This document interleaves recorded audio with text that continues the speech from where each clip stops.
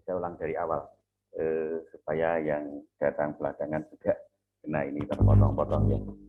Jadi kita mulai dari tadi pemimpin pengertiannya. Jadi orang yang melaksanakan hal-hal yang esensial di semua kerjasama organisasi. Yang dimaksud dengan hal-hal esensial di sini adalah hal-hal yang penting, hal-hal yang penting yang berkaitan dengan organisasi.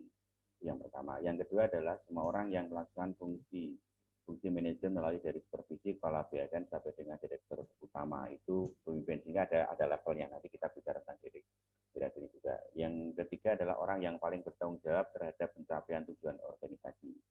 Jadi kalau teman-teman melihat kenapa direktur pemimpin itu gajinya banyak, karena dia bertanggung jawab semua kegiatan yang dilakukan. Ada risiko itu yang menanggung adalah pimpinan gitu. Karena itu kalau kegagalan organisasi biasanya yang paling bertanggung jawab juga pimpinan. Sebaliknya juga ketika organisasi itu mendapatkan prestasi yang paling depan atau paling awal mendapatkan apresiasi juga pimpinan. Itu yang juga. Nah, lalu apa tingkatan-tingkatan manajer itu?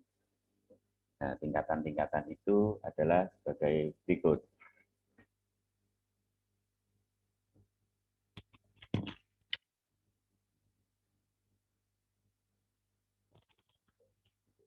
Nah, berdasarkan hierarkinya, maka manajer atau pemimpin itu terdiri dari yang pertama adalah lini pertama. Jadi kalau digambarkan sebagai kayak piramida kayak gini ya, kalau segitiga, itu maka posisi yang paling bawah itu adalah lini pertama.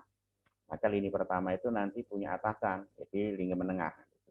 Nah, lini menengah punya atasan yang paling puncak, di puncaknya itu adalah pemimpin puncak atau direktur utama, gitu, atau CEO kalau dalam bahasa kerennya. Nanti teman-teman bisa googling ya istilah-istilah yang ada di organisasi, siapa itu manajer puncak atau pemimpin puncak, siapa itu kategori lini menengah dan sebagainya.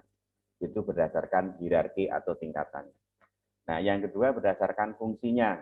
Seorang pemimpin itu fungsinya apa sih? Fungsinya adalah melakukan koordinasi dengan melakukan apa? Dengan melakukan kegiatan kalau disingkat ini POAK.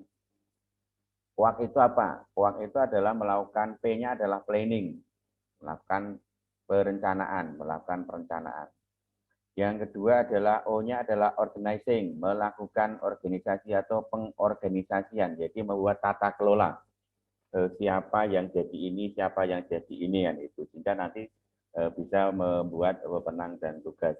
Yang berikutnya adalah melaksanakan juga itu, mengkoordinasi pelaksanaannya. Dan yang terakhir adalah melakukan fungsi controlling, melakukan fungsi controlling itu, atau evaluasi.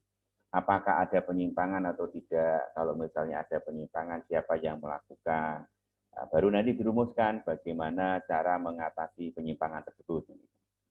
Oke, yang kedua berdasarkan fungsinya ada manajer pimpinan yang sifatnya umum, jadi pelaksana bidang. Misalnya di awal tadi sudah saya singgung ya, misalnya bidang produksi, bidang pemasaran, bidang keuangan, dan bidang SDM. Nah itu di apa namanya basic fungsinya seperti basic kegiatan seperti itu. Tetapi sekarang ini tidak berhenti di sana. Kenapa? Karena era disruption dengan era teknologi, apalagi di era revolusi industri 4.0 ini, maka tidak hanya cukup 4 bidang. Sekarang harus ada yang namanya bidang IT, informasi dan teknologi kan itu. Nah, bidang IT itu bagaimana nanti bisa merancang webnya, bagaimana membuat virtual organization-nya, bagaimana membuat ketika kita mau melakukan aktivitas secara daring seperti kita hari ini kan itu. Sehingga dimungkinkan nanti ke depan bahwa orang rapat itu tidak harus ketemu dengan satu meja. Dan ini sudah terbukti saat ini bahwa ketika kita kuliah tidak duduk dalam satu kelas, tapi di rumah masing-masing gitu. Ada yang mungkin sambil mengasuh adiknya, barangkali itu ada yang sambil mungkin ngantar adiknya kemana kan itu. Itu bisa, tetapi esensi dari kegiatan itu tidak hilang. Itulah dengan virtual. Sehingga nanti ketika ada departemen IT itu bisa merancang untuk misalnya tata kelolanya. Yang kedua bisa juga digunakan untuk merancang bagaimana kegiatan marketingnya kan gitu. Sekarang ada yang disebut dengan digital marketing kan gitu. Bagaimana melakukan pemasaran secara digital. Bagaimana melakukan pemasaran secara elektronik kan gitu. Ada yang pakai website sebagai media untuk promosi juga dan pemasaran. Selain itu ada media sosial yang bisa dilakukan. Setelah media-media lain yang sebenarnya khusus didesain untuk kegiatan pemasaran. Di bidang keuangan bagaimana? Gitu. Di bidang keuangan ada yang namanya e-budgeting. Gitu. E-budgeting itu sudah masuk ke sana. Sehingga sekarang ketika teman-teman mau penelitian tentang keuangan, sekarang nggak susah karena apa? Setiap perusahaan yang melakukan go public, dia pasti mempublish annual report-nya. Nah, itu adalah salah satu fungsi dari pemerintahan. Nah, yang berikutnya, lalu apa tugas yang dilakukan oleh pemimpin atau manajer itu? Saya menganalogikan pemimpin itu ya manajer ya pemimpin. Nanti ada sedikit perbedaan ya. Yang pertama, pemimpin itu bekerja melalui orang lain. Jadi tidak hangabai, tidak seperti yang saya sampaikan tadi, yang konsep surat, yang ngetik surat, yang nanda tangani surat, yang edarkan surat. Kalau pemimpin itu masih melakukan seperti itu, berarti fungsi sebagai pemimpin, tugas sebagai pemimpin tidak jalan. Karena tidak melalui orang lain, tetapi melalui diri sendiri. Dia tidak bisa mendelegasikan pekerjaan itu. Nah, pemimpin yang baik adalah pemimpin yang bisa mendelegasikan bahwa kamu tugasnya ini. Misalnya, ngetik surat siapa, oh ini. Nanti tugas verifikasi siapa, kepala bagian. Tinggal para. Setelah itu nanti di atasnya tinggal tanda tangan. Oke, yang kedua, tadi sampai di sini ya, manajer penyimbangkan tujuan yang bertentangan. Nah, di dalam organisasi itu enggak selalu mulus kan itu. Biasanya departemen-departemen itu punya tujuan-tujuan yang kadang-kadang bertentangan nih dengan departemen yang lain. Misalnya bidang keuangan dan bidang produksi misalnya. Atau bidang keuangan dengan bidang pemasaran misalnya. Oke, bidang keuangan itu punya target bagaimana mengelola keuangan dengan efisien. Sedangkan bagian promosi dia punya program bagaimana melakukan promosi dengan sebaik-baiknya dengan mencapai sasaran yang luas sehingga butuh dana yang banyak ini. Nah, yang satu pengen hemat, yang satu pengen banyak ini tuh. Ingin dikeluarkan uang banyak karena oh ini loh pangsa pasar kita dan sehingga kita harus promosi di daerah ini gitu. Tetapi bagian keuangan oh enggak bisa, ini kan harus ada penghematan gitu. Nah, maka para pemimpin itu harus bisa bagaimana mendudukkan permasalahan ini. Efektif, efisien itu biar tercapai. Nah, ini peran dari pemimpin. Itu baru 2 bidang, belum bidang yang lain. Bidang produksi juga ingin butuh duit kan itu. Cash secara langsung tunai saat ini kan. Bidang keuangan bisa nggak menyiapkan itu? Kalau nggak bisa, berarti duanya itu ada konflik kan itu. Tujuannya yang satu menghemat, yang satu tujuannya biar cepat. Pertanyaannya gimana titik temunya? Di tengahnya bagaimana? Itu adalah upaya menyeimbangkan. Sehingga apa? Masing-masing departemen, apakah itu keuangan, produksi, pemasaran, dan SDM, itu tidak saling, kalau orang Jawa bilang gontok-gontokan, tidak saling ingin berebut, ingin menciptakan, wah akulah yang terbaik kan itu. Nah, itu tujuannya adalah tugasnya seorang pemimpin. Loh, kita ini dalam organisasi, maka ini loh harus yang kita lakukan. Ini loh baiknya. Gitu. Sehingga Pak, 4 departemen tadi termasuk, nanti kalau ada departemen IT itu bisa dirangkul. Ya, gitu. Nanti akan saya sampaikan di slide yang terakhir itu. Kata kunci itu. Oke. Seorang pemimpin itu bertanggung jawab dan mempertanggungjawabkan. Jadi gini, jadi kalau teman-teman ada di dalam organisasi, kalau nanti teman-teman mungkin kesempatan melihat teori GCG, Good Corporate Governance, gitu, tata kelola organisasi yang baik. Setiap organisasi itu punya pertanggungjawaban. Saya ambil potong aja, misalnya direktur keuangan dia bertanggung jawab kepada direktur utama, direktur pemasaran bertanggung jawab kepada direktur utama, direktur produksi bertanggung jawab kepada direktur utama, direktur yang lain juga bertanggung jawab kepada direktur utama. Pertanyaannya direktur utamanya bertanggung jawab kepada siapa? Bertanggung jawab pada semuanya. Berarti kalau bertanggung jawab berarti ke atas, bertanggung jawabannya. Bertanggung jawab ke atas ya, ke atas dan ke bawah kan itu. Jadi semuanya. Ke atas itu siapa? Ke manajer puncak atau top manager. Pertanyaannya, kalau dia menjadi top manager, dia bertanggung jawab kepada siapa? Kalau dia menjadi pada perusahaan, Pak. Iya, perusahaan itu kan ada pimpinan perusahaannya namanya direktur utama atau top manager tadi atau CEO. Nah, sekarang pertanyaannya CEO itu bertanggung jawab kepada siapa? Pengawas. Pengawas. Pengawas. Kalau dalam organisasi namanya apa? Dalam perusahaan yang sifatnya itu profit oriented.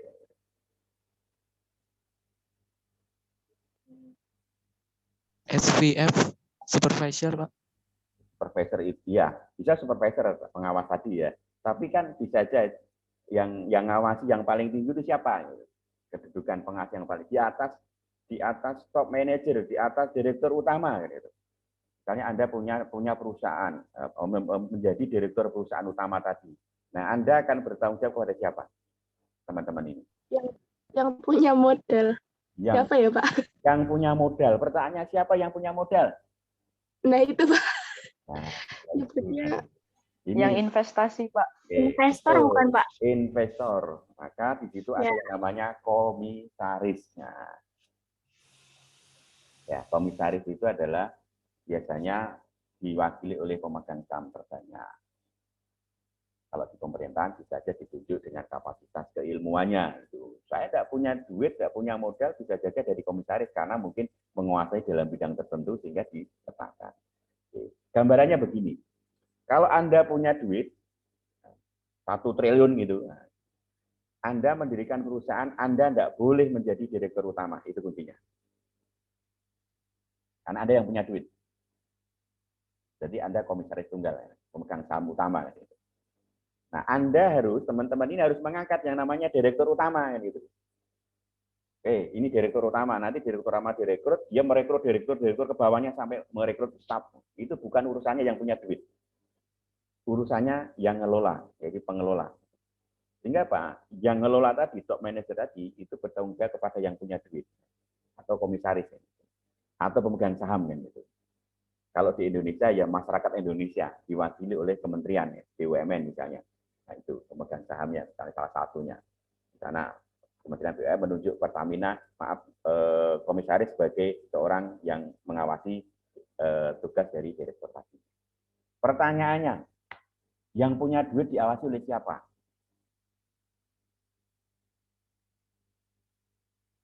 Anda punya duit, terus minta seseorang itu untuk menjalankan usaha teman-teman, hingga mengangkat direktur tadi.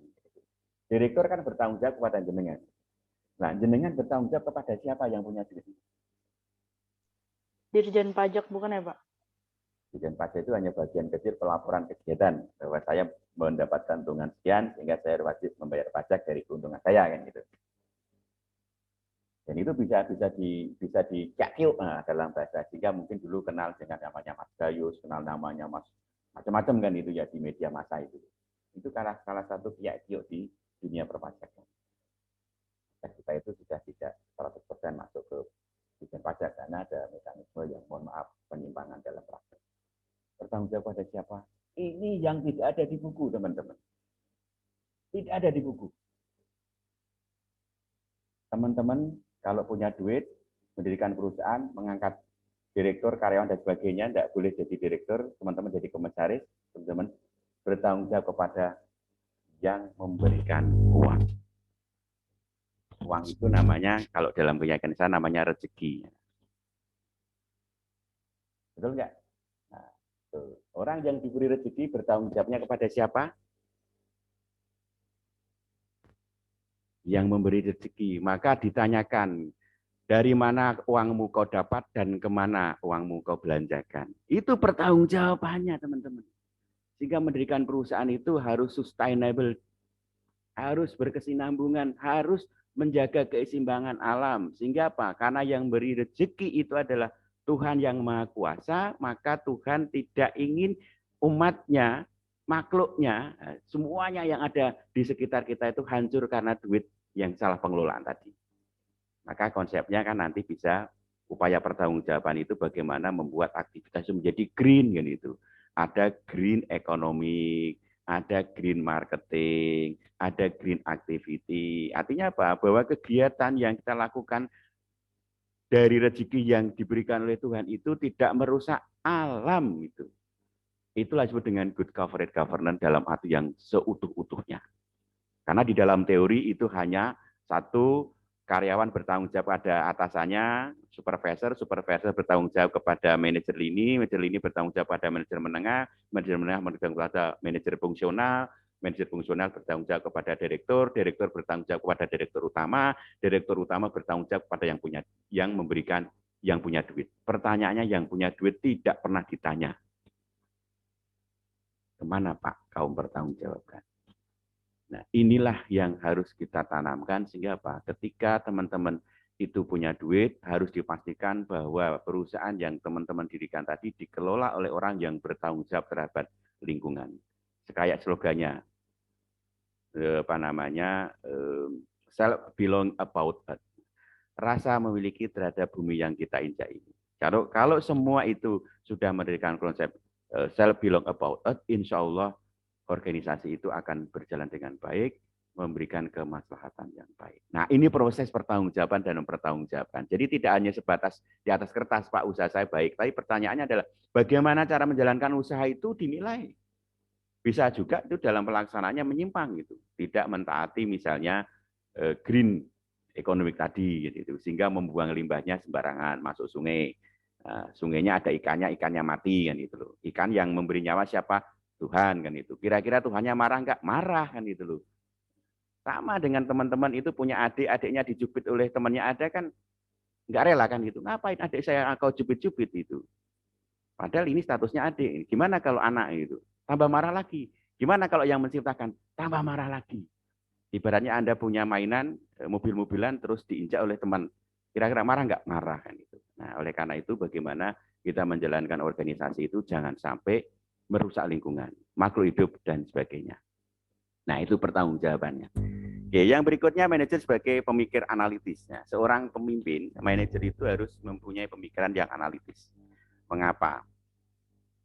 Itu harus kalau kita ingin melakukan sesuatu dengan cermat, harus membuat pertanyaan paling enggak 5 tahapan. Saya ingin contohkan begini.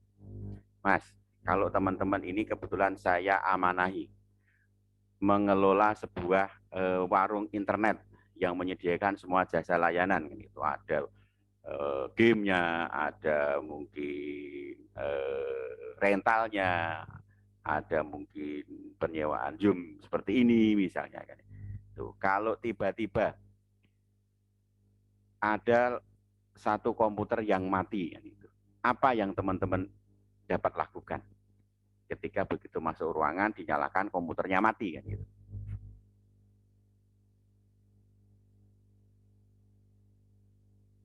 Ini untuk melatih berpikir analitis. Wah, tiba-tiba komputernya mati ini. Kok matinya 2 kan gitu. Ya monggo Mas Jeffrey kayaknya mau berikan komentar ya. Itu Pak, dibenerin Pak. Oke, dibenerin kan. Dicoba. Itu. Oke ya, kalau mati dibenerin ya, terus diservis gitu ya. Oke. Iya Pak. Oke, Mbak Suraikal Sela. Kira-kira apa? Iya Pak, dibenerin. Dibenerin. Oke, yang lainnya? Mencoba membenarkan sendiri. Oke, mencoba membuka sendiri. Yang lainnya mungkin Mbak Deti Regilia. Dibenerin juga, Pak. Dibenerin juga itu. Mas Hisyam Zaidan.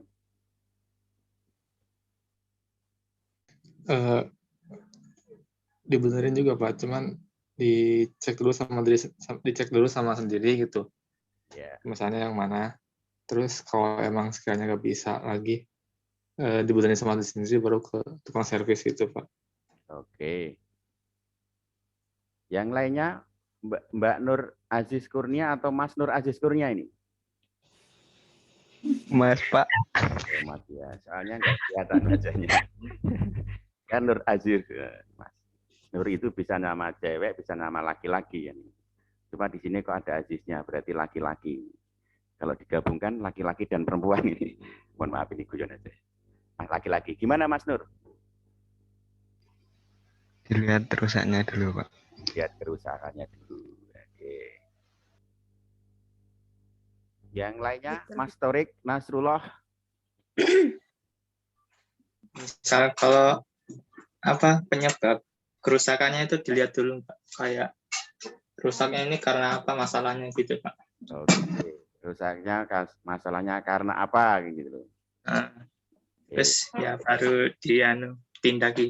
Baru ditindaki itu. Oke. Kayak dokter yang diperiksa dulu ya. Terus Muhammad Hilal kan itu. Benar ya Muhammad Hilal atau Muhammad siapa ini? Muhammad Hilal. Di bawahnya Mas. Saya Pak izin Mbak Deta ya? Atau siapa? Monggo silakan. Mbak Ayu. Mbak Ayu. Mana Mbak Ayu? Yang mana Mbak Ayu ini? Ini. Bentar. Saya lihat dulu ya wajahnya. Nanti kalau ketemu di jalan kan siapa tahu bisa.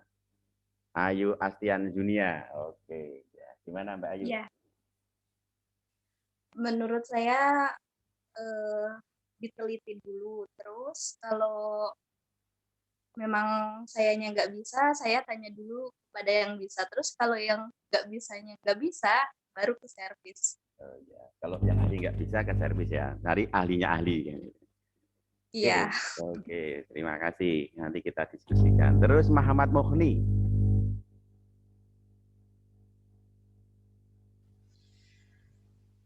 Dicari dulu penyebabnya, Pak. Oke, dicari dulu penyebabnya.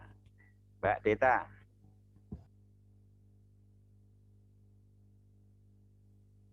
Mungkin dicek dulu Pak, itu penyebabnya kenapa parah atau fatal, minta bikin laporan buat minta dana benerin itu. Oke. Ada yang mau menambahkan lagi? Masih saya buat kesempatan ini, silahkan. Saya izin menambahkan, Pak. Oh iya, monggo Mbak Iin, silahkan. Kameranya dibuka dong Mbak, biar teman-teman bisa lihat gitu loh. Jadi kalau tergantung masanya sih Pak, mungkin kalau lebih dari 5 tahun saya akan membeli barang itu lagi. Karena seperti mobil kan kalau udah 5 tahun kualitasnya akan menurun. Di servis juga sama aja gitu loh Pak. Oh gitu ya. Kemungkinan lihat umur ekonominya gitu ya. Oke. Terima kasih.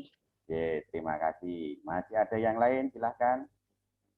Yang belum kebagian eman-eman loh ya, ini jatahnya nggak diambil.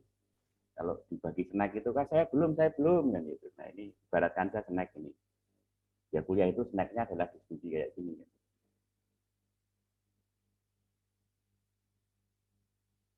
Gimana? Ada, kita bahas satu-satu tadi. Kita harus berpikir analitis. Oke betul. Kalau nggak bisa kan diperbaiki. Pertanyaannya gini, sudah tahu kenapa ini rusak? Kok mati? Oh, karena rusak. Kenapa kok rusak? Kok bisa mati? Oh, karena kabelnya digigit tikus. Nah, ketahuan kan sekarang masalahnya? Dari checking tadi ketahuan. Oh, digigit tikus kan itu. Kabelnya jadi nggak perlu melihat CPU-nya, nggak perlu melihat software-nya. Itu udah kelihatan dari luar. Oh, ini kabelnya putus. Digigit tikus. Tikusnya beling ini. Pertanyaannya, kalau sudah tahu digigit tikus, apa yang teman-teman ingin lakukan ini kerusakannya? Sudah mengerucut nih. Jawaban yang teman-teman tadi awal tadi benar. Sekarang sudah ketahuan dianalisis. Kabelnya mati, kabelnya digigit tikus sehingga potong. Apa yang teman-teman lakukan? Kalau nggak diganti kabel ya diselotip Pak. Kalau nggak diganti kabel, diselotip, Mbak Bernadetta. Monggo yang lain. Mas Jeffrey, silahkan. Mau nambahin, Pak? Ya.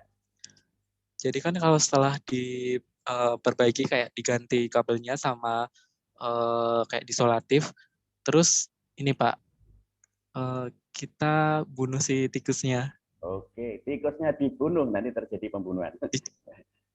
Nggak kayak diracuni atau pakai alat gitu. Oke. Izin menambahkan, Pak. Silahkan, Mbak Ayu.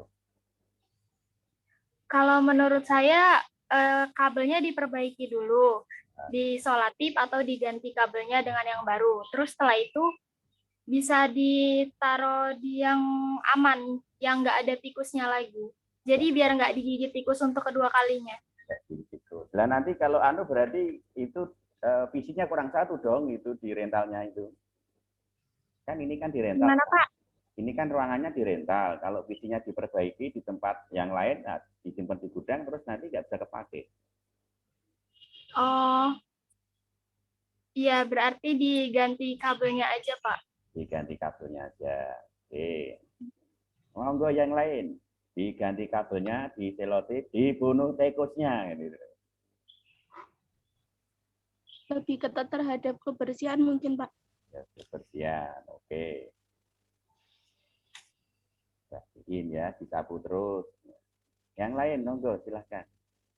Ini kita belajar memecahkan, menganalisis itu untuk memecahkan sebuah masalah gitu. Karena yakin nanti teman-teman ketika bekerja akan menemui masalah seperti ini. Sehingga nanti begitu diperbaiki itu tikusnya ada dibunuh, kok besok itu ada tikus lagi gitu. Ini dikit tikus ini, tikusnya malah ngajak temen ini rame-rame karena apa demo ini temanku dibunuh ini sama Mas Jeffrey ini. Ayo kita serbu kantornya Mas Jeffrey ini, kita makan semua kabelnya. Itu kira-kira. Izin nambah, Pak. Iya, monggo Mas Torik. Dibuka kameranya Mas, Mas. Biar kami bisa melihat juga. Nanti ditutup lagi nggak apa-apa. Kan biasanya kalau kabel sudah putus itu apa ya, udah masalahnya ketemu kabelnya putus, terus kalau misalnya apa ya, kayak biar nggak terulangi lagi gitu kan, kabelnya kayak diselang apa gimana gitu Pak, biar Dilapisi ya. ya kayak di pipa gitu Pak. Oke, lapis di pipa yang penting jangan lapis Mas. Nanti tambah hilang nanti. Tidak hanya kabel. Jadi Biar nggak mudah apa kayak dikit. digigit gitu Pak. Oke, terima kasih Mas Nasrullah. Oke, yang lain silahkan. Masih ada kesempatan, snacknya belum diambil.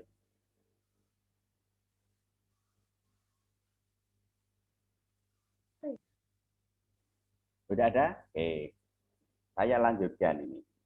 Tadi komputernya rusak, mati. Ternyata kabelnya putus. Kenapa kok putus? Oh, digigit tikus. Nah, tikusnya dibunuh, udah benar. Tikusnya dibunuh, walaupun pembunuhan tidak dibenarkan. Tikusnya saya kebetulan kalau gini Mas, kalau nangkep tikus di rumah dulu kan pernah memasukkan tikus itu. Saya sudah kasih perangkap dulu. Saya udah dibunuh aja tikusnya, enggak saya bunuh. Saya bawa keluar, saya kasih selokan, tak lepas lagi ya gitu. Karena saya enggak, ya makhluk hidup enggak jangan dibunuh lah. Gitu. Karena dia juga kecuali nyerang gitu, karena enggak nyerang dia hanya mati. Nah, tikusnya dihilangkan, dikeluarkan kalau ada tikusnya.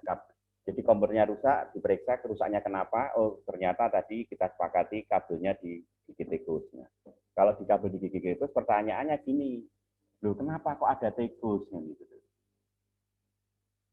Tikusnya dikeluarin, mau dibunuh atau mau diapain silakan. Tikusnya dikeluarin. Nah, baru ditanya, kenapa kok ada tikus? Gitu. Itu yang masalah yang utama. Kenapa kok ada tikus? Gitu. Apakah pintunya enggak ditutup ketika malam sehingga tikus itu dengan seenaknya nyelonong kan itu. Atau tikus punya jalur sendiri kan itu. Dia punya jalur tikus kan itu kan istilahnya penyelundup itu punya jalur tikus kan itu. Berarti jalurnya sendiri kan itu. Nah, kalau punya jalur sendiri, jalurnya mana ini harus dicari. Sumber jalur itu harus dicari. Maka ketika ketemu ya harus ditutup sumber jalur tadi. Oh, ternyata ini plafonnya itu bolong gitu. Eternitnya bolong. Kenapa kok bisa bolong? Oh, ternyata gentengnya juga bolong. Gitu. Kenapa gentengnya bolong? Oh, ternyata di atas itu ada pohon mangga. Pohon mangga, mangganya rontok, masuk, menjatuhin genteng. Ya, gentengnya bolong, eternnya bolong. Tikuslah masuk tikus. Oh, ternyata tikus masuk dari genteng dan eternit. Kok bisa masuk? Karena bolong tadi. Kenapa bolong tadi? Karena kejatuhan mangga. Berarti masalahnya itu bukan di tikus. Masalahnya itu di pohon mangganya. Nah, pohon mangga yang ada di atas genting tadi ya, harus diambil kan itu loh ya. Jadi jangan senang-senang teman-teman kalau nanti punya pohon mangga di atas genting kan itu. Nanti kalau jatuh gentingnya bisa rusak, bisa bolong. Itu dibetulin. Nah, akhirnya dirapiin, dipastikan ini nanti kalau misalnya mangganya jatuh itu tidak kena genteng, baru gentengnya diganti, ethernya ditutup, nah, tikusnya hilang, selesai masalah. Pertanyaannya berapa? Kenapa komputernya rusak? Karena digigit tikus. Kenapa ada tikus? Karena ada lubang. Kenapa ada lubang? Nah, karena kejatuhan mangga. Kenapa kok jangan bisa jatuh? Karena pohon mangga itu di atas rumah kita. Itu masalahnya. Itulah berpikir analisis. Itu untuk kasus yang ringan kan gitu. Kasus yang berat sama saja nanti teman-teman. Paling tidak ada 5 pertanyaan untuk menganalisis supaya masalah itu kelar. Kenapa nilainya A? Karena tidak pernah masuk. Kenapa tidak pernah masuk? Karena bekerja. Kenapa bekerja? Cari uang. Kenapa cari uang? Karena butuh uang. Kenapa butuh uang? Ingin makan. Kenapa ingin makan? Karena pengen hidup kan itu. Pertanyaannya, mana yang harus diprioritaskan analisis itu? Kerja atau kuliah? Atau kuliah atau kerja? Mohon maaf, saya dulu kuliah sambil kerja. Bahkan saya dari SMA. Tapi alhamdulillah IP-nya di atas 3. Kenapa? Karena di situ kita bisa analisis.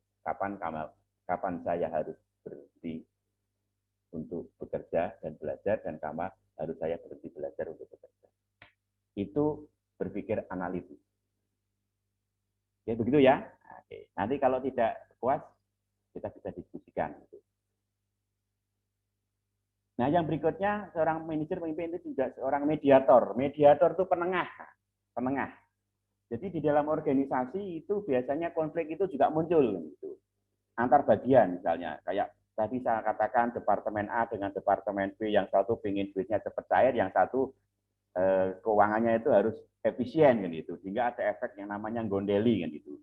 Naluri seorang manajer keuangan itu biasanya bagaimana duit saya nggak keluar tapi saya mendapatkan, itu nalurinya ini, walaupun itu tidak terlalu benar, karena tidak mungkin kita nggak mengeluarkan tidak mendapat apa-apa, karena prinsipnya adalah lebih baik mengeluarkan dan mendapatkan sesuatu daripada tidak mengeluarkan dan tidak mendapat apa-apa.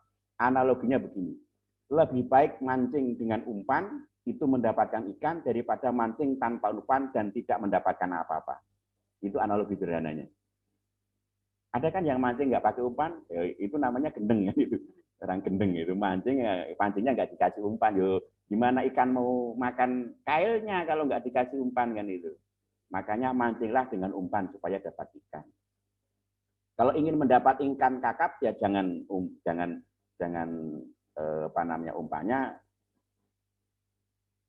untuk ikan teri kan gitu. Nah, itu. Sehingga kalau terjadi persiapan tersebut, yang satu ingin mengkip uangnya gitu. Oh, jangan. Yang satunya keluarkan. Itu terjadi pertengkaran. Nah, ketika terjadi pertengkaran tadi, ini mediasi, ini di dalam organisasi, sesama organisasi, bisa juga nanti keluar gitu. Sehingga menjadi mediator antar perusahaan gitu. Menjadi mediator kalau ada perselisihan antar perusahaan. Apakah antar perusahaan terjadi perselisihan? Bisa, karena ada persaingan kan gitu. Satu jual merek A, satu merek B, produknya sama kan, rebutan wilayah. Bagaimana ini dimediasi? Jadi seorang pemimpin harus juga menjadi mediasi atau mediator atau negosiator. Ini ilmunya ada ini. Kalau teman-teman mau pelatihan silakan nanti bisa diring. Bagaimana menjadi seorang mediator yang baik, seorang negosiator yang baik. Saya pernah punya kelas. Saya pernah kemarin minggu yang lalu mungkin saya ceritakan ya. Punya kelas yang kelasnya itu kira-kira hanya 3 hari. Nah, SPP-nya itu sumbangan pendidikannya itu 8 juta, 7,5 sampai 8 juta. Kenapa? Karena mediator perannya penting. Kalau ada perselisihan sengketa itu tidak langsung dibawa ke ke pengadilan gitu, ke hukum itu. Ditanya, udah dimediasi belum? Nah, belum Pak, udah dimediasi dulu. Nah, maka itu seorang mediator. Nah, seorang pemimpin harus punya itu peran itu kan gitu sebagai mediator. Jadi kalau ada masalah nggak bisa menjadi mediasi, ya nanti masalah akan larut-larut kan itu, karena di dalam organisasi pasti ada yang namanya konflik. Oke, yang berikutnya seorang pemimpin harus jadi seorang politisi. Saya ingin tanya ini teman-teman, gimana ini seorang pemimpin kok politisi kan itu?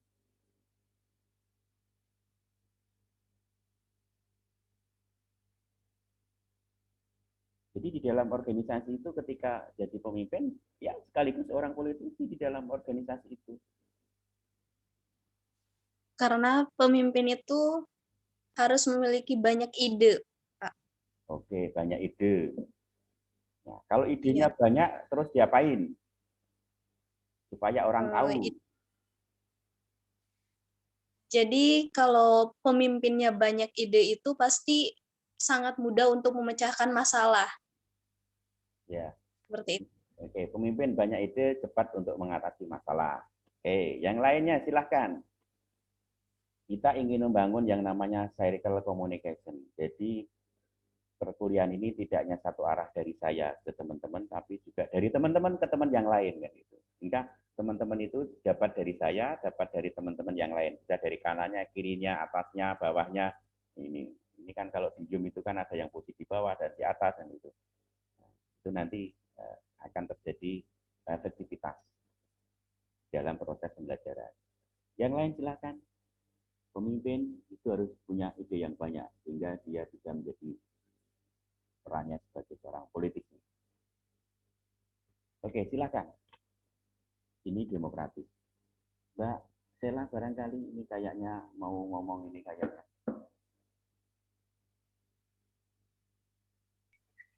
Kalau menurut saya pendapat dari Ayu, seorang pemimpin harus mempunyai ide yang banyak karena harus menyelesaikan masalah. Maksudnya mudah biar menyelesaikan masalah. Itu kurang efektif dan efisien karena menurut saya ide itu diciptakan bersama. Suatu tim menciptakan ide, menyelesaikan masalah juga bersama-sama.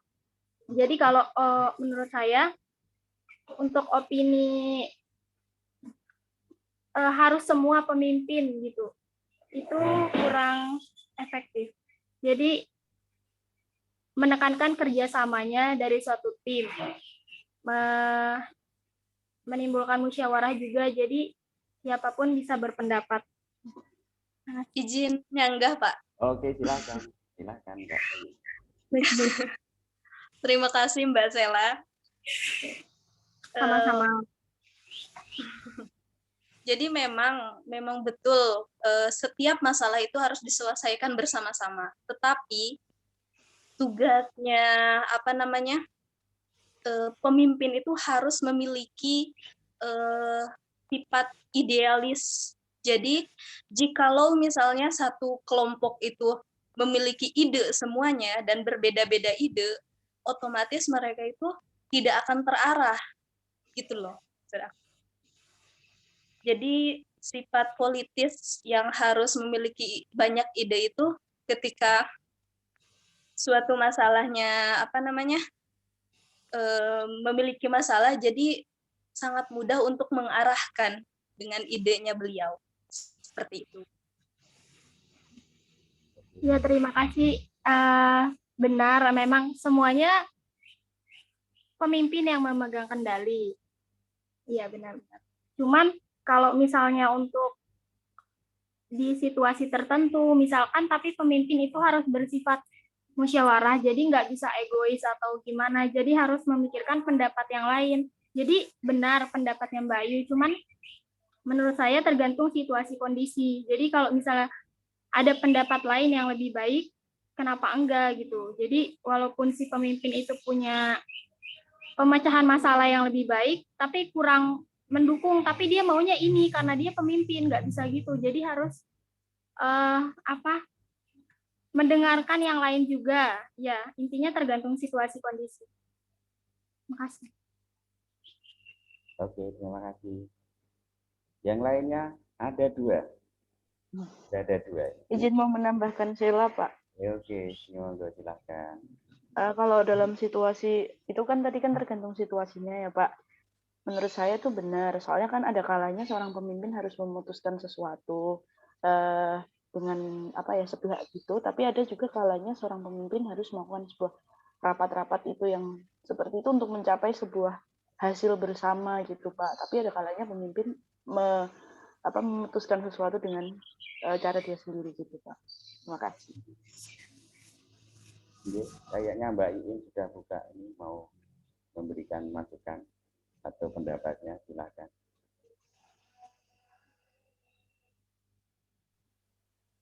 Menurut saya sama yang dikatakan Sheila tadi benar, Pak. Tergantung situasinya. Tergantung situasinya. Oke. Ini kayaknya Mbak Ayu belum ada bolonya ini. Siapa yang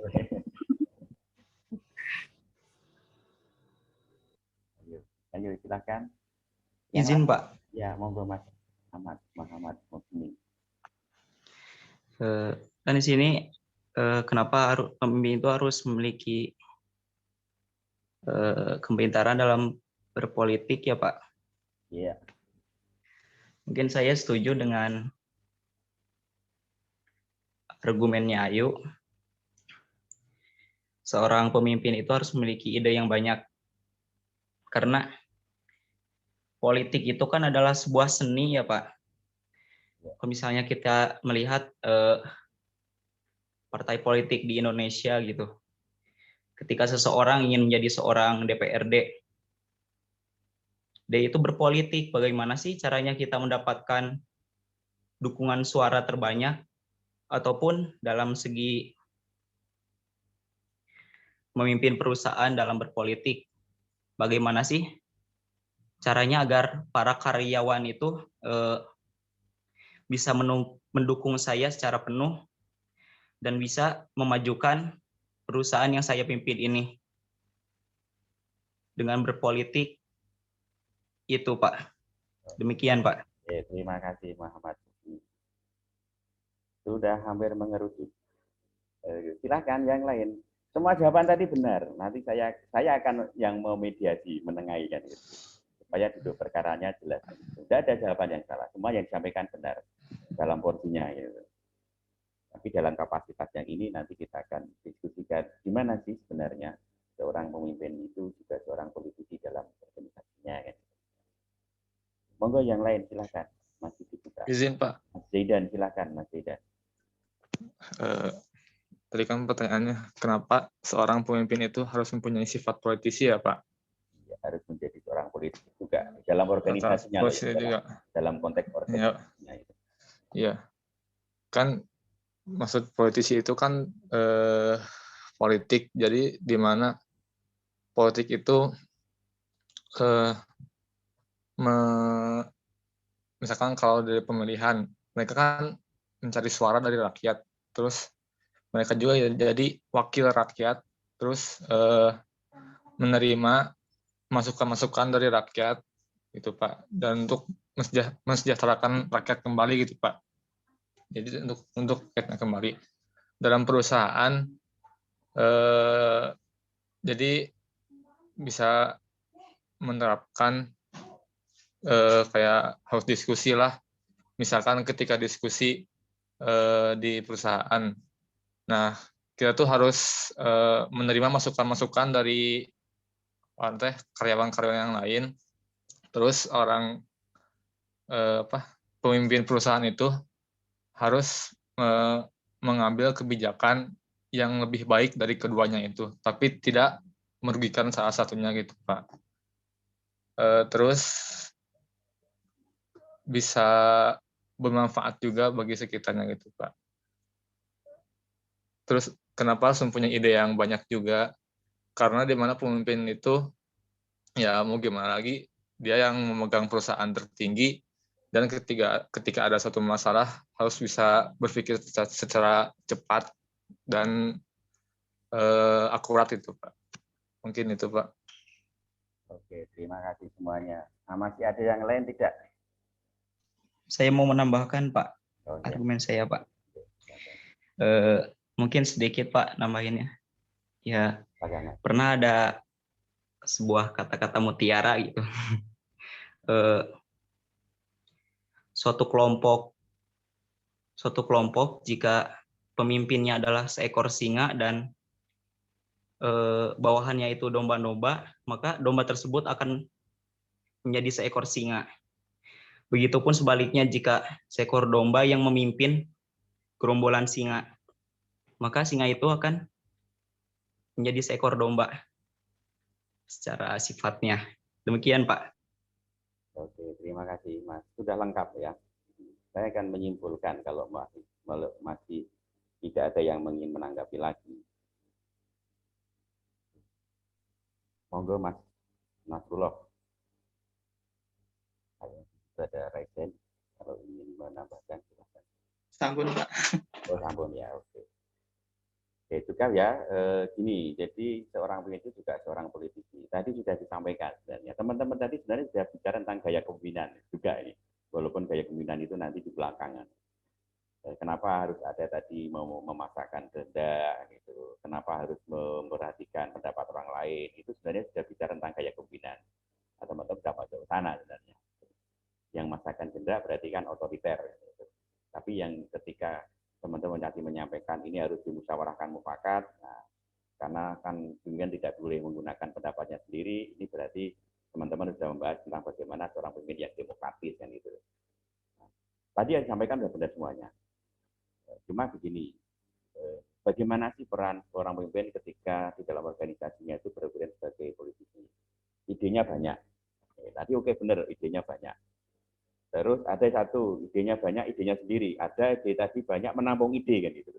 Kalau sudah menampung ide itu kan akan diramu oleh seorang pemimpin, maka disimpulkan, oh ini ide yang kita pilih.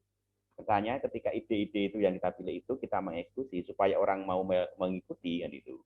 Tadi sudah disampaikan oleh Mas Beni tadi, bahwa seorang pemimpin itu tergantung siapa yang memimpin kan itu. Kalau yang dipimpin itu, yang memimpin itu singa, maka domba-domba itu akan menjadi singa.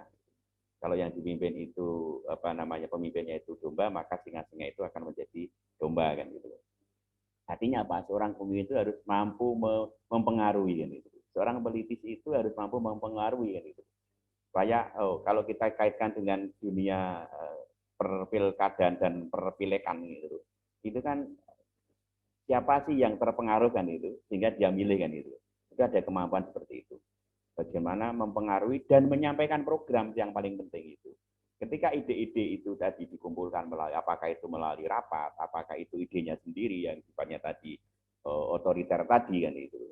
Nah, dia harus menyampaikan ide itu kepada khalayak. Sehingga apa? Ide yang disampaikan kepada khalayak itu, anggota organisasi itu mampu diikuti oleh anggota yang lain gitu. Nah, kemampuan untuk menarik supaya mengikuti idenya itulah yang dimaksud dengan seorang pemimpin sebagai seorang politisi. Jadi yang disampaikan Mbak Surekal tadi betul juga, karena gaya kepemimpinan itu adalah yang gaya kepemimpinan yang demokratis ya, karena melihat situasi dan kondisi kan itu. Yang Mbak Ayu tadi yang otoriter ini ide saya, mengumpulkan ide-ide itu. Tapi ketika ide itu sudah ada, gimana ide ini bisa sampai membumi kan, mengakar kan itu, sehingga masyarakat organisasi itu mengikuti ide-ide yang dimiliki tadi, tidak hanya di kepala, tetapi harus dikampanyekan. Ini loh visi kami, ini loh visi kita, ini loh apa yang harus kita lakukan, itu disampaikan. Nah, terus apa? Kemampuannya tadi, kemampuan menyampaikan, yang kedua adalah kemampuan untuk mengajak kan gitu. Tidak hanya menyampaikan saja, tetapi mengajak. Sehingga apa? Dia tertarik untuk mengikuti, oh ini pemimpin kita yang bagus, kita dukung semuanya, kita balik di belakangnya itu. Itu yang, nah di dalam organisasi itu, kombinasinya begini, di dalam organisasi itu secara teori ada 20%. 20% itu yang ekstrim kan itu. Ekstrimnya 10% itu ke idealis baik, yang 10% ke idealis kadang-kadang melakukan penyimpangan kan itu. Nah, kalau ini sudah tahu bagaimana membuat seorang pemimpin tadi ketika ada di tengah-tengah itu membawa dua-duanya tadi ke visinya tadi kan itu. Karena apa? Karena kalau yang menang yang idealis baik, yang 80% itu akan ikut yang baik. Tapi kalau yang menang itu adalah idealis yang tidak baik, maka yang 80% akan ikut. Nah, 20% inilah yang harus dipengaruhi dengan visi, dengan misi, kampanye, dengan caranya, strategi tadi, dengan seninya atau gayanya di dalam mempengaruhi. Itu adalah kemampuan seorang politisi. Jadi kalau misalnya Anda menjadi seorang politisi tidak mampu mempengaruhi masanya, nggak akan ada yang milih kan gitu. Nggak akan ada yang milih walaupun visinya bagus. Oh ini visinya bagus. Visinya membumi, tetapi ini tidak didukung oleh massa yang baik. Kenapa? Karena caranya menyampaikan tidak benar dan tidak baik. Akhirnya apa? Orang bisa tidak tertarik. Ibaratkan seorang manajer itu seorang yang akan nyalon. Seorang nyalon di dalam pemerintahan atau dalam legislatif, sehingga Pak, dia akan mencari massa. Nah, sehingga Pak, program-programnya harus dikampanyekan. Makanya apa? Makanya kan ketika teman-teman masuk ke dalam perusahaan itu muncul gitu visi perusahaan ini bla bla bla bla, misi perusahaan ini bla bla bla, tujuannya ini itu bentuk kampanye itu bentuk kampanye. Sehingga apa? Oh saya sepakat dengan visi ini, didukung dong ya, ikut. Akhirnya apa? Semua karyawan, semua tim itu ada di belakang pemimpin. Artinya mendukung sepenuhnya visi misi yang disampaikan oleh pemimpinnya itu. Dengan apa? Dengan kerja keras yang baik kan itu. Dengan apa? Pemikiran yang baik. Dengan apa? Waktu yang berkualitas tadi. Itu seorang politisi. Oke, bisa dipahami. Kalau belum dipahami nanti bisa kita diskusikan lagi. Bagaimana teman-teman? Sudah tahu bedanya? Iya, Pak. Sudah, Pak. Berarti sekaligus jadi influencer gitu, Pak. Iya, betul. Jadi seorang pemimpin itu influencer. Jadi kalau tidak bisa menjadi influencer, ya nanti apa yang kita omongkan nggak diikuti kan gitu ya. Apa yang kita lakukan tidak diikuti. Padahal seorang pemimpin itu kan engarso sung tulodo kan gitu. Seorang teladan. Teladan apa? Teladan yang baik. Makanya apa yang dibicarakan, apa yang dikatakan, apa yang dilakukan itu akan menjadi teladan, diikuti gitu. Akan diikuti. Nah, itu influencer. Sama kan kalau perusahaan kan milih artis kan gitu loh. Kenapa bintang iklannya artis kan gitu loh. Karena pengikutnya artis itu banyak. Karena yang ngefans itu banyak, sehingga apa? Oh, saya ikuti fans saya. Oh, makanya pakai ini. Oh, saya ikut-ikutan pakai ini. Minumnya pakai ini. Saya ikut-ikut minum pakai ini kan gitu. Naik motornya pakai merek ini. Oh, saya mau ikut-ikutan supaya seperti artis yang diidam-idamkan itu. Nah, peran pemimpin kira-kira seperti itu kalau sebagai seorang politisi. Sehingga apa? Dia mampu menginfluencer. Dia mampu mempengaruhi itu masanya sehingga dia mengikuti dengan kesukaan dan kerelaan itu, sehingga akan terjadi kinerja yang baik. Begitu, Mas. Tidak. Ada lagi yang ingin menambahkan, mengurangi? Oke, sekarang gimana kalau seorang pemimpin itu juga seorang diplomat kan itu?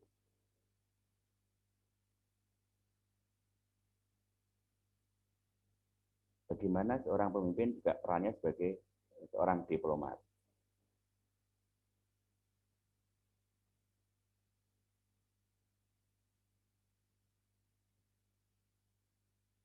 Jadi seorang pemimpin dari seorang diplomat itu adalah utusan yang mewakili kan itu. Jadi kalau teman-teman jadi seorang pemimpin itu nanti harus bisa memainkan peran ini menjadi perwakilan dari perusahaan itu. Ketika nanti dikirim di perusahaan lain sebagai apa kan itu kapasitasnya. Nah itu monggo nanti. Oh Anda sebagai ini perwakilan perusahaan untuk ditugaskan ke perusahaan ini, mewakili direktur utama misalnya menyampaikan hal-hal yang berkaitan dengan masalah kerjasama misalnya. Itu diplomat. Jadi kemampuan itu nanti komplit. Dia harus punya kemampuan politisi juga, dia punya kemampuan mediator juga, dia harus punya kemampuan menganalisis juga gitu, lawan bicaranya kan itu. Sehingga kemampuan seorang diplomat itu lebih kompleks kan itu. Contohnya begini. Saya lulus tahun 98. Nah, tiba-tiba saya kebetulan kakak saya ada yang mendirikan perusahaan. Di situ pula saya juga ikut ambil bagiannya gitu. Posisi saya waktu itu saya diminta untuk jadi marketing kan gitu. Nah, targetnya apa? Targetnya waktu itu kamu harus ketemu pemimpin utamanya kan gitu. Harus ketemu pemimpin utamanya atau direkturnya gitu. Padahal saya seorang sales kan. Seorang sales itu harus ketemu direktur. Pertanyaannya gimana caranya kan itu. Ini harus punya kemampuan untuk menganalisis situasi, punya kemampuan untuk menjadi mediasi, punya kemampuan untuk politisi harus mempengaruhi siapa yang nanti saya ajak bicara pertama kali sebelum saya ketemu direktur utama, sehingga nanti saya bisa diterima oleh direktur utama atau manajernya. Saya akan ceritakan pengalaman saya. Nah, waktu itu saya jadi marketing, saya diminta untuk mengantarkan sebuah proposal. Dan kamu harus ketemu dengan direktur utamanya. Bayangin, seorang marketing baru lulus, seperti misalnya teman juga, terus lulus, bekerja, harus ketemu seorang direktur utamanya. Apa yang harus saya lakukan? Karena saya dapat bekal ilmu ini, maka saya menerapkan ilmu ini. Pertama kali saya harus menganalisis situasi. Ketika kita ke perusahaan, pertanyaannya siapa yang pertama kali kita hadapi sebelum kita ketemu orang yang lain?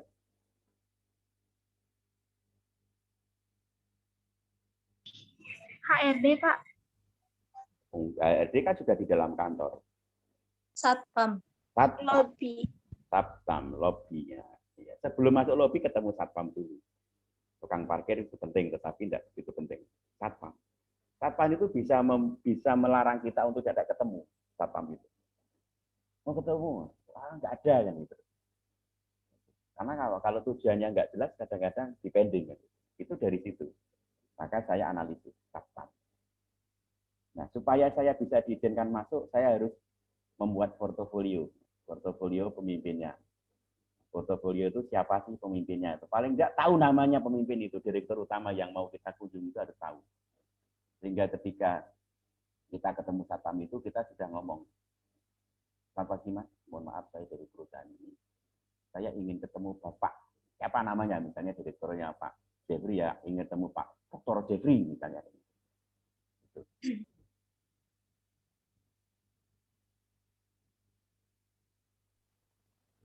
Akan ketemu dengan Pak Dr. Jeffrey. Nah, ketika sudah tahu namanya, satpamnya kenal ya sama pimpinannya.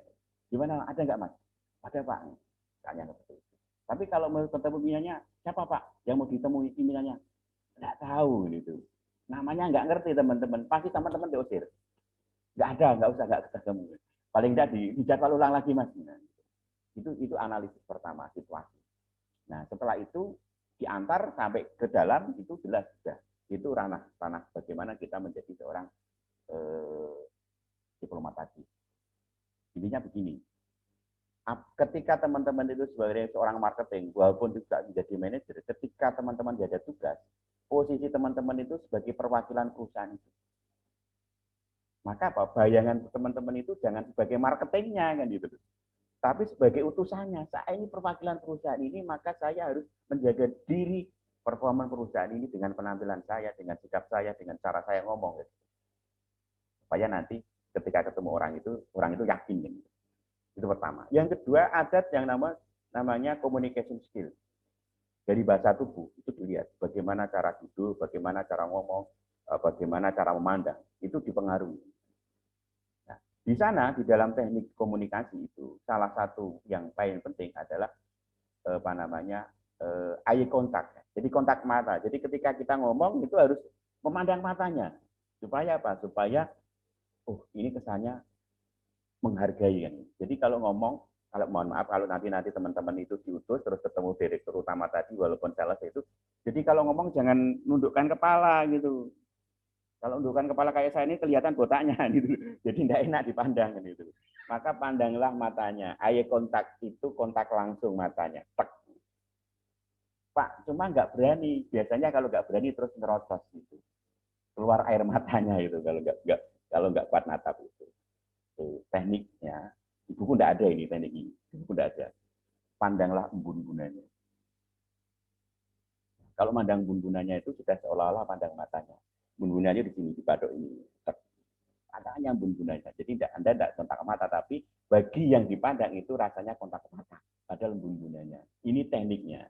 Sehingga ketika teman-teman punya teknik itu, maka menjadi seorang diplomat itu dikuasai. Akan masuk ke situ. Jadi itu saya praktekkan. Itu. Saya harus ketemu dan alhamdulillah, ya kalau nggak sukses nggak tak ceritakan di sini. Di situ. Itu saya baru lulus. Tapi saya mempelajari ini, apa sih seorang diplomat itu harus dilakukan, bagaimana nanti kalau komunikasi, bagaimana kalau nanti negosiasi, nah di situ muncul. Padahal target ketemu direkturnya itu supaya apa? Surat kami dibalas, proposal kami dibalas gitu. Maka apa? Pimpinan kami yang nugaskan saya itu targetnya bukan deal transaksi. Target utama kita minimal ada balasan surat masuk ke kami menanggapi proposal yang sudah disampaikan. Jadi kalau proposal itu ditanggapi dan ada surat masuk, ada surat balasan, berarti diplomat saya, seorang diplomat, seorang utusan menyampaikan itu berhasil. Artinya apa? Ditanggapi dengan baik. Itu contoh-contoh real di lapangan, contoh-contoh kecil di lapangan, dan teman-teman bisa mengembangkan. Nah, dalam perjalanannya kan saya kan hanya 1 semester nih, ngaku teman-teman di semester 1 kan itu. Padahal kan di teman-teman itu kan nanti sampai semester 6, 7 kan itu. Nah, kalau misalnya ada sesuatu yang mau didiskusikan berkaitan dengan pengelolaan organisasi data, kita bisa diskusi. Saya tidak akan membatasi dimensi ruang dan waktu. Monggo kapan saja silakan. Walaupun nanti sudah semester 6 atau semester 7, ketika saya kendala seperti ini, saya masih bertanggung jawab terhadap apa yang saya sampaikan. karena waktunya ada mau habis ya, satu aja ini, satu terakhir.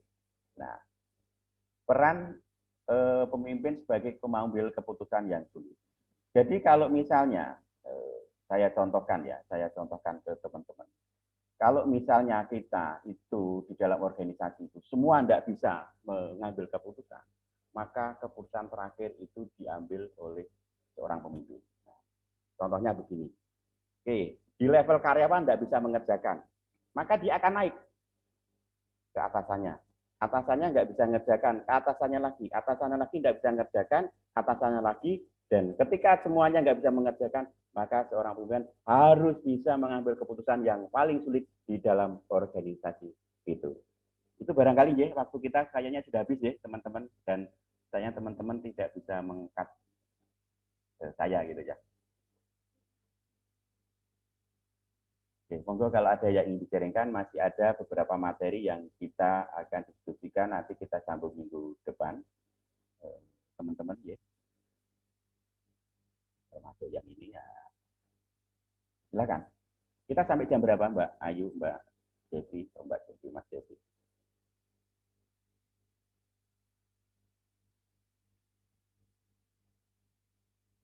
Sudah selesaikah waktunya atau belum? Selesai Pak. Oh, Di jadwal Pak. Pak. Oke, sesuai jadwal sudah selesai ya, nanti saya mengambil jatah orang lain, nanti dikira serakah kan itu. Jadi pertemuan hari ini kita cukupkan sampai di sini, dan diskusinya alhamdulillah cukup menarik, dan luar biasa teman-teman sudah berani memberikan argumentasi. Saya berharap pertemuan yang akan datang argumentasinya lebih banyak lagi yang itu, dan lebih hidup lagi perbedaannya. Itu teman-teman, terima kasih atas segala perhatiannya, karena tanpa perhatian teman-teman di sini saya tidak ada apa-apanya kan. Coba kalau teman-teman cuekin saya tidak ada apa-apanya. Jadi terima kasih sekali lagi atas perhatian teman-teman. Mohon maaf kalau ada hal yang kurang berkenan. Sampai jumpa di kesempatan yang berbeda, dan mudah-mudahan kita ketemu dalam kondisi yang tetap sehat walafiat. Saya akhiri, selamat pagi dan assalamualaikum warahmatullahi wabarakatuh. Waalaikumsalam. Terima kasih Pak. Assalamualaikum. Salam. Assalamualaikum. Waalaikumsalam.